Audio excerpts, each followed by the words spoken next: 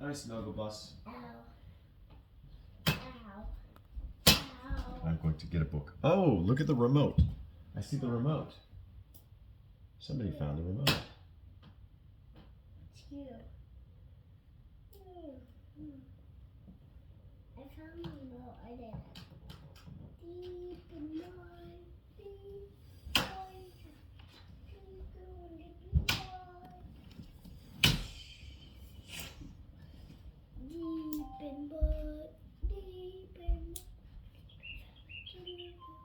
deep in Daddy, a thermos can do things cold or hot, right? A what? A thermos can make Thermos? things cold or hot. Correct. A thermos can make things cold or hot.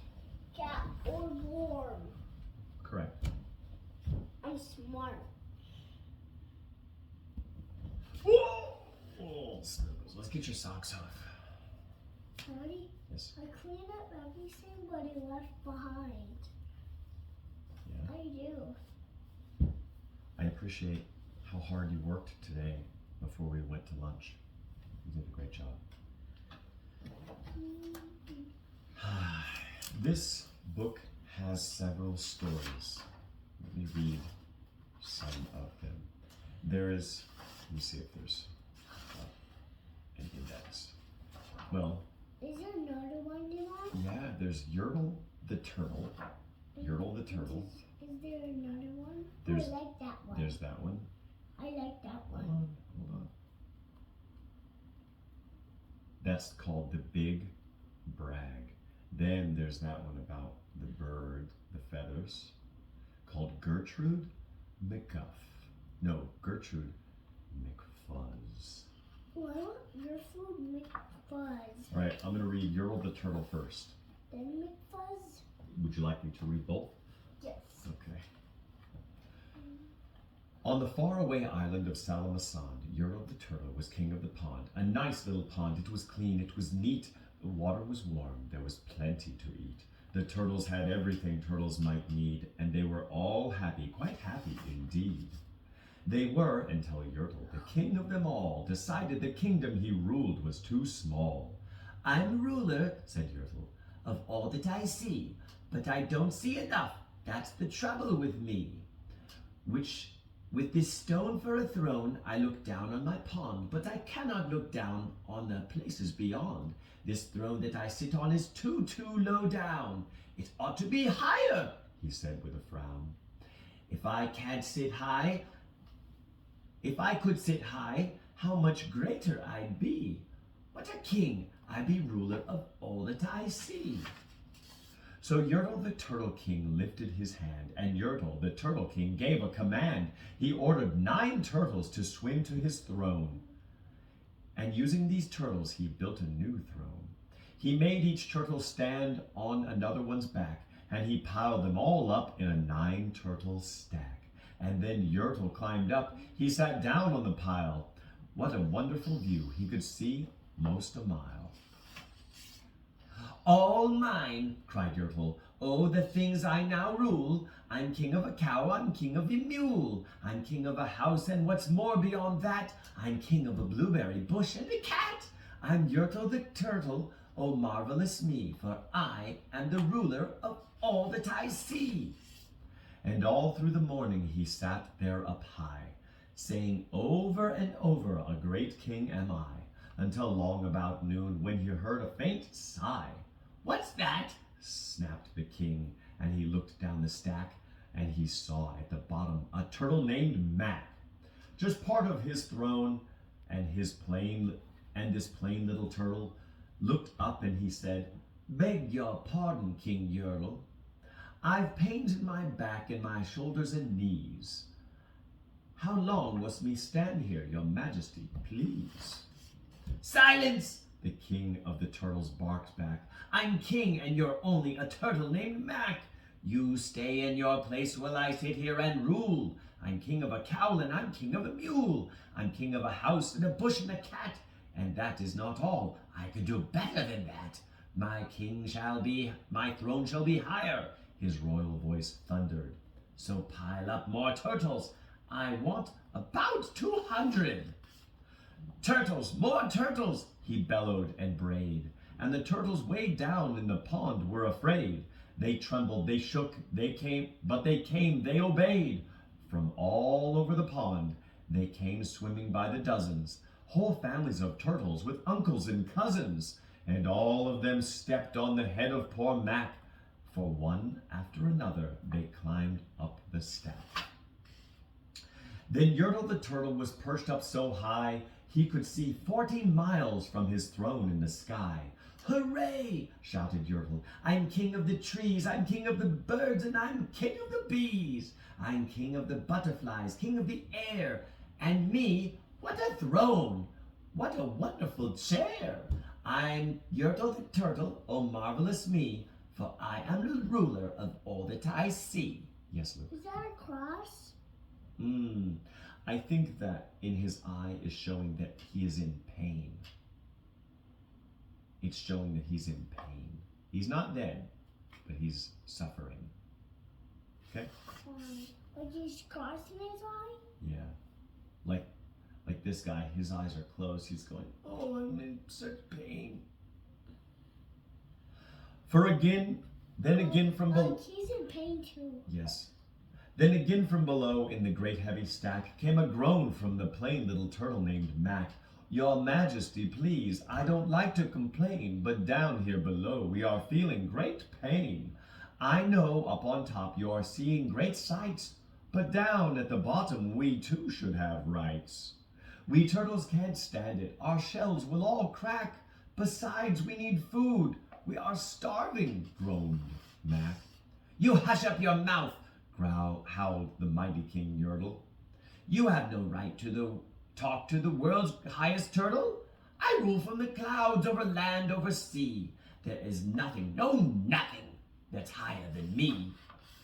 But while he was shouting, he saw with surprise that the moon of the evening was starting to rise up over his head in the darkening skies. What's that? Snorted Yertle. Say, what is that thing that dares to be higher than Yertle the king? I shall not allow it. I'll go higher still. I'll build my throne higher. I can and I will. I'll call some more turtles. I'll stack them to heaven. I need about 5,607. But as Yertle the Turtle King lifted his hand and started to order and give the command, that plain little turtle below in the stack, that plain little turtle whose name was just Mac, decided he'd taken enough, and he had. And that plain little lad got a little bit mad. And that plain little Mac did a plain little thing. He burped. Burp. And his burp shook the throne of the king. And Yertle the Turtle, the king of the trees, the king of the air and the king of the bees, the king of the house and the cow and the mule, well, that was the end of the Turtle King's rule. For Yertle, the king of all Salamasond, fell off of his high throne and fell plunk in the pond.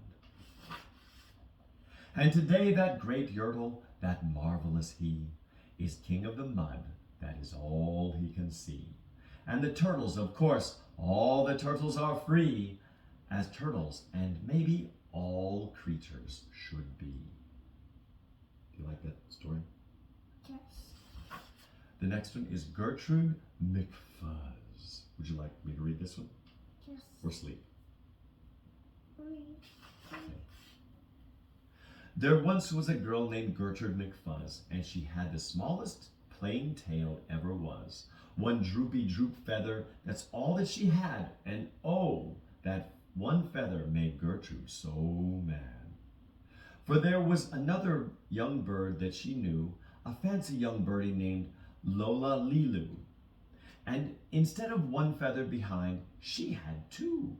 Poor Gertrude, whenever she happened to spy Because you have only one little feather. Yes, but please don't interrupt. Poor Gertrude, whenever she happened to spy Miss Lola Lilu flying by in the sky, she got very jealous. She frowned and she pouted. Then one day she got awfully mad and she shouted, "This just isn't fair. I have one, she has two. I must have a tail just like Lola Lilu."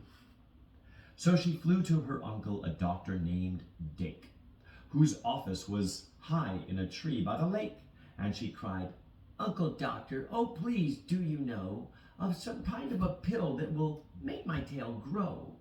"Tut, tut," said the doctor. "Such talk, how absurd. Your tail is just right for your kind of bird." Then Gertrude had tantrums. She raised such a din that finally her uncle, the doctor, gave in, and he told her just where she could find such a pill, on a pillberry vine at the top of the hill. "Oh, thank you," chirped Gertrude McFuzz as she flew right straight up to the hill where the pillberry grew. Yes, there was the vine. As soon as she saw it, she plucked off a berry. She started to gnaw it. It tasted just awful, almost made her sick, but she wanted that tail, so she swallowed it quick. Then she felt something happen. She felt a small twitch, as if she'd been tapped down behind by a switch. And Gertrude looked round and she cheered. It was true. Two feathers, exactly like Lola Lilu. Then she got an idea. "Now I know what I'll do. I'll grow a tail better than Lola Lilu. These pills that grow feathers are working just fine." So she nibbled another one off the vine. She felt a new twitch, and then Gertrude yelled, "Whee!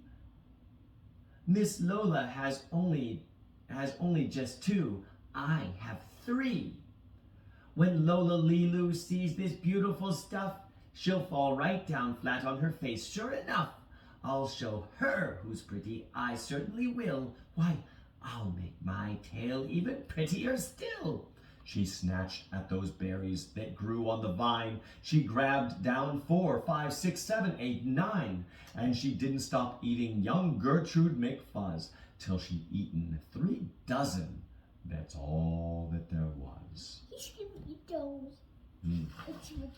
Oh, that tail does not look good. Then the feathers popped out with a zing, with a zing. They blossomed like flowers that bloom in the spring. All fit for a queen, what a sight to behold. They sparkled like diamonds and gumdrops of gold. Like silk, like spaghetti, like satin, like lace. They burst out like rockets all over the place. They waved in the air and they swished in the breeze, and some were as long as the branches of trees. And still they kept popping. They popped and they popped until long about sundown, when finally they stopped. "And now," giggled Gertrude, "the next thing I'll do is to fly right straight home and show Lola Lilu. And when Lola sees these, her face will get red, and she'll let out a scream, and she'll fall right down dead." Then she spread out her wings to take off from the ground, but with all of those feathers, she weighed 90 pounds. She yanked and she pulled and she let out a squawk, but that bird couldn't fly, couldn't run, couldn't walk. And all through the night, she was stuck on that hill, and Gertrude McFuzz might still be stuck up there still. If her good Uncle Dake hadn't heard the girl yelp, he rushed to her rescue and brought along help. To lift Gertrude up almost broke all their beaks, and to fly her back home it took almost 2 weeks, and then it took almost another week more to pull out those feathers. My, Gertrude was sore. And finally, when all of the pulling was done, Gertrude, behind her, again had just one. That one little feather she had as a starter. But now that's enough, because now she is smarter.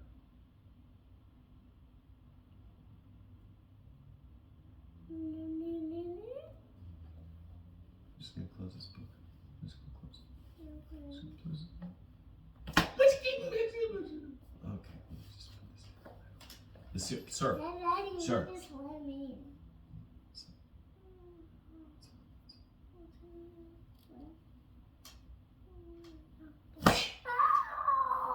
You just put this book over. No, I'm just gonna put it on this shelf. Right. Excuse me, sir. Sir. Sir. You're not listening, sir. You hit your knee. It's okay. I saw that.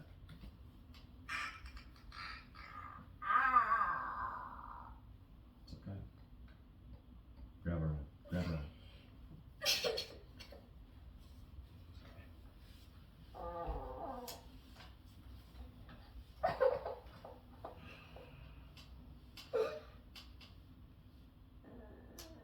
Okay.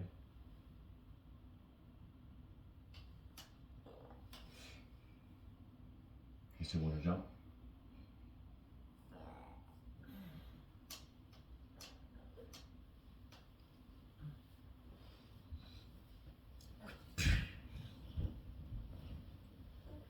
Okay, leggies. Yes.